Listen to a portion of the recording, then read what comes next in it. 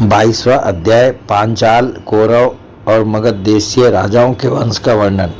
श्री सुखदेव जी कहते हैं, परीक्षित दिवोदास का पुत्र था। मित्रेयु के 4 पुत्र वे च्यवन, सुधा, सहदेव और सोमक। सोमक के 100 पुत्र थे। उनमें सबसे बड़ा जंतु और सबसे छोटा प्रशत था। प्रशत के पुत्र द्रुपद थे। द्रुपद के द्रौपदी नाम की पुत्री और धृष्टद्युम्न आदि पुत्र वे। धृष्टद्युम्न का पुत्र था धृष्टकेतु। भरमियासव के वंश में उत्पन्न हुए ये नरपति पांचाल कहलाए। अजमेर का दूसरा पुत्र था ऋच। उनके पुत्र हुए संवरण का विवाह सूर्य की कन्या तप्ती से हुआ। उन्हीं के गर्भ से कुरुक्षेत्र के स्वामी कुरु का जन्म हुआ। कुरु के 4 पुत्र हुए, परीक्षित, सुधन्वा, जहनु और विषधासव।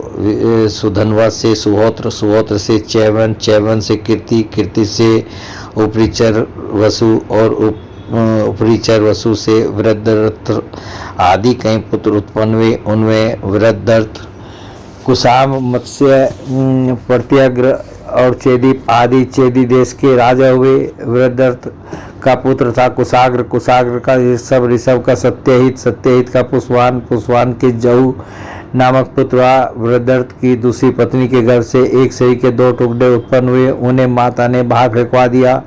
जब जरा नाम की राक्षसी ने जियो जियो इस प्रकार कहकर खेल खेल में उन दोनों टुकड़ों को जोड़ दिया, उसी जोड़े हुए बालक का नाम हुआ जरासंध। जरासंध का सहदेव, सहदेव का सोमापी, सोमापी का पुत्र हुआ श्रुत सर्वा। कुरु के ज्येष्ठ पुत्र परीक्षित के कोई संतान न हुई।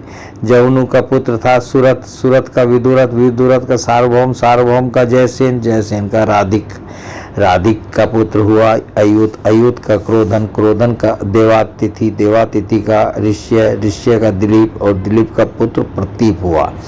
प्रतीप के 3 पुत्र थे, देवापी, संतनु और वाल्मीक। देवापी अपना पैतृक राज्य छोड़कर वन में चला गया, इसलिए उसके छोटे भाई संतनु राजा हुए। पूर्व जन्म में संतनु का नाम महाभीष्म था। इस जन्म में भी वे अपने हाथों से जिसे छू देते थे वह बूढ़े से जवान हो जाता था, उसे परम शांति मिल जाती थी। इसी करामात के कारण उनका नाम संतनु हुआ। एक बार संतनु के राज्य में 12 वर्ष तक इंद्र ने वर्षा नहीं की।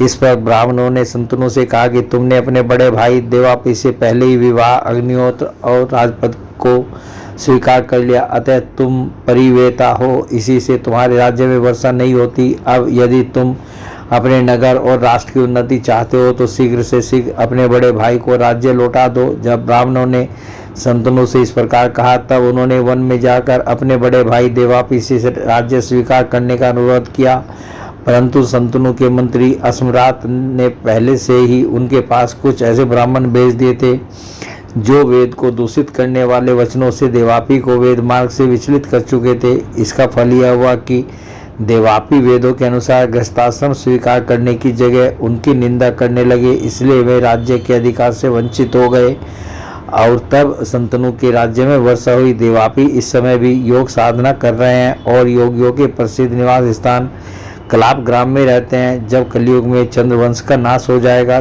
तब सतयुग के प्रारंभ में वे फिर उसकी स्थापना करेंगे। संतनु के छोटे भाई बाल्लिक का पुत्र हुआ सोमदत्त, सोमदत्त के 3 पुत्र हुए भूरी, भूरिश्रवा और सल। संतनु के द्वारा गंगा जी के गर्भ से नैष्ठिक ब्रह्मचारी भीष्म का जन्म हुआ।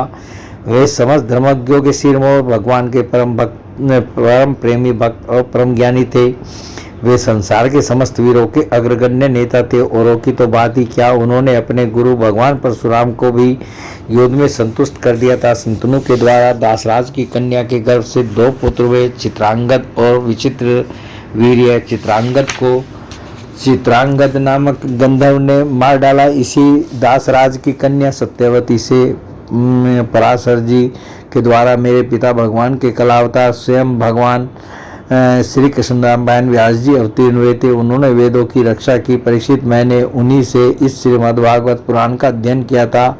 यह पुराण परम गोपनीय, अत्यंत रहस्यमय है। इसी से मेरे पिता भगवान व्यास जी ने अपने पहल आदि शिष्यों को इसका अध्ययन नहीं कराया, मुझे ही इसके योग्य अधिकारी समझा। एक तो मैं उनका पुत्र था और दूसरे शांति आदि गुण भी मुझ में विशेष रूप से थे। संतनु के दूसरे पुत्र विचित्र वीर्य ने काशी राज की कन्या अंबिका और अंबालिका से विवाह किया। उन दोनों को भीष्म जी स्वयंवर से बलपूर्वक ले आए थे। विचित्रवीर्य अपनी दोनों पत्नियों में इतना आसक्त हो गया कि उसे यक्ष्मा रोग हो गया और उसकी मृत्यु हो गई। माता सत्यवती के कहने से भगवान व्यास जी ने अपने संतानहीन भाई की स्त्रियों से धृतराष्ट्र और पांडु 2 पुत्र उत्पन्न किए। उनकी दासी से तीसरे पुत्र विदुर जी हुए। परीक्षित धृतराष्ट्र की पत्नी थी गांधारी, उसके गर्भ से 100 पुत्र हुए। उनमें सबसे बड़ा था दुर्योधन, कन्या का नाम था दुसला। पांडु की पत्नी थी कुंती। शापवश पांडु स्त्री सहवास नहीं कर सकते थे, इसलिए उनकी पत्नी कुंती के गर्भ से धर्म, वायु और इंद्र के द्वारा क्रमशः युधिष्ठिर, भीमसेन और अर्जुन नाम के 3 पुत्र उत्पन्न हुए। ये तीनों के तीनों महारथी थे। पांडु की दूसरी पत्नी का नाम था माद्री। दोनों स्वनी कुमारों के द्वारा उसके गर्भ से नकुल और सहदेव का जन्म हुआ। परीक्षित, इन 5 पांडवों के द्वारा द्रौपदी के गर्भ से तुम्हारे 5 चाचा उत्पन्न हुए। इनमें से युधिष्ठिर के पुत्र का नाम था प्रतिविंध्य, भीमसेन का पुत्र था श्रुतसेन, अर्जुन का श्रुतकीर्ति, नकुल का शतानिक और सहदेव का श्रुतकर्मा। इनके सिवा युधिष्ठिर के पूर्वी नाम की पत्नी से देवक और भीमसेन के हिडिम्बनासिक घटोत्कच और काली से सर्वगत नाम के पुत्र हुए। सहदेव के पर्वत कुमारी विजय से सुहोत्र और नकुल के करेनु मल्टी से नरमित्र हुआ। अर्जुन द्वारा नाग कन्या उलूपी के गर्भ से इरावान और मणिपुर नरेश की कन्या से बब्रू वाहन का जन्म हुआ। बब्रू वाहन अपने नाना का ही पुत्र माना गया, क्योंकि पहले यह बात तय हो चुकी थी। अर्जुन की सुभद्रा नाम की पत्नी से तुम्हारे पिता अभिमन्यु का जन्म हुआ। वीर अभिमन्यु ने सभी अतिरथियों को जीत लिया था। अभिमन्यु के द्वारा उत्तरा के गर्भ से तुम्हारा जन्म हुआ। परीक्षित, उस समय कुरुवंश का नाश हो चुका था। अश्वत्थामा के ब्रह्मा से तुम भी जली चुके थे, परंतु भगवान श्री कृष्ण ने अपने प्रभाव से तुम्हें उस मृत्यु से जीता जागता बचा लिया। परीक्षित, तुम्हारे पुत्र तो सामने ही बैठे हुए हैं। इनके नाम है जन्मेजय, श्रुतसेन, भीमसेन और उग्रसेन। ये सब के सब बड़े पराक्रमी हैं।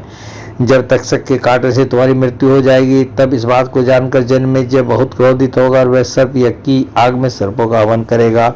वह काव से तुर को पुरोहित बनाकर अश्वमेध यज्ञ करेगा और सब ओर से सारी पृथ्वी पर विजय प्राप्त करके यज्ञों के द्वारा भगवान की आराधना करेगा। जन्मेजय का पुत्र होगा शतानिक। वह याज्ञवल्क्य ऋषि से तीनों वेद और कर्मकांड की तथा कृपाचार्य से अस्त्र विद्या की शिक्षा प्राप्त करेगा एवं शौनक जी से आत्मज्ञान का संपादन करके परमात्मा को प्राप्त होगा। शतानिक का सहस्रानिक का अश्वमेधज का असीम कृष्ण और असीम कृष्ण का पुत्र होगा नेमि चक्र। जब हस्तिनापुर गंगा जी में बह जाएगा, तब वह कौशाम्बीपुरी में सुखपूर्वक निवास करेगा। नेमि चक्र का पुत्र होगा चित्ररथ, चित्ररथ का कविरथ, कविरथ का विष्टिमान, विष्टिमान का राजा सुसेन, सुसेन का सुनीत, सुनीत का नरचक्षु, नरचक्षु का सुखीनल, सुखीनल का परिपलव, परिपलव का सुनिय, सुनिय का मेधावी, मेधावी का नृपिंजय, नृपिंजय का दूर और दूर का पुत्र तीमी होगा।